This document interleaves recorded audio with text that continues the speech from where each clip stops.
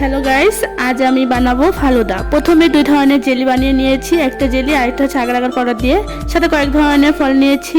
আগে থেকে 1 লিটার দুধ দিয়ে রেডিমিক্স ফালুদা রান্না করে বরফ ঠান্ডা করে নিয়েছি।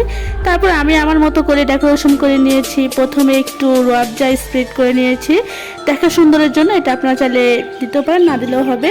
তারপর স্টেপ বাই স্টেপ নুডলস, তারপর হচ্ছে রেডিমিক্স ফালুদাটা দিয়ে একটু ফল দিয়ে সুন্দর করে সাজিয়ে নিয়েছি। আপনারা চাইলে আমার মতো করে নিতে পারেন বা নিজেদের মতো করে সাজিয়ে নিতে পারেন।